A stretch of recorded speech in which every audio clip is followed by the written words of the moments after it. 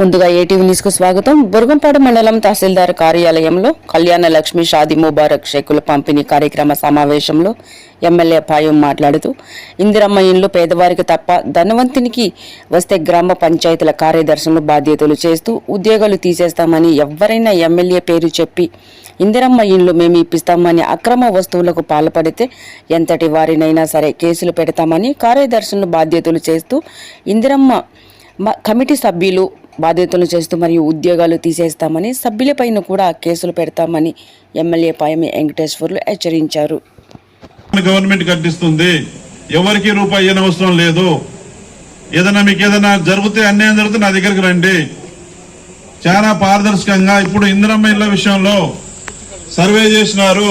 మన మండలంలో 18 పంచాయతీలు ఉన్నాయి. సోంపల్లి పైలట్ ప్రాజెక్ట్ పంచాయతీగా పోయిన తర్వాత 17 పంచాయతీల్లో ఇందిరమ్మ ఇల్లు నా కోటాలు ఇచ్చాను. సర్వే చేసినారు.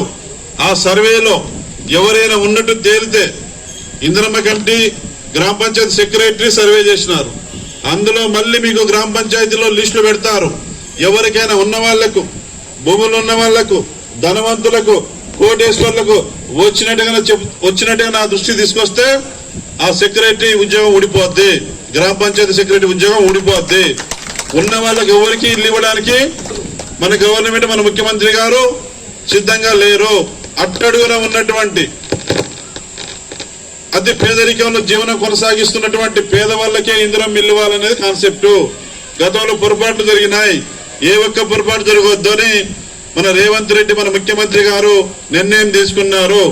హౌసింగ్ మంత్రిగా మన రెవెన్యూ శాఖ మంత్రిగా, హౌసింగ్ శాఖ మంత్రిగా మన పొంగులేటి శ్రీనివాస్ రెడ్డి గారు ఉన్నారు.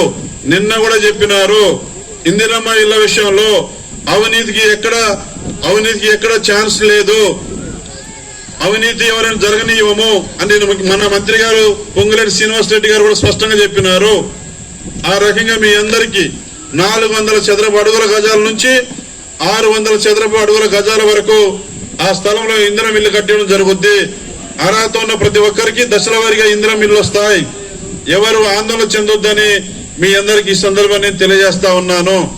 అదే కాకుండా ఎవరైతే మీ కుటుంబాల్లో మీ పిల్లలు చదువుకొని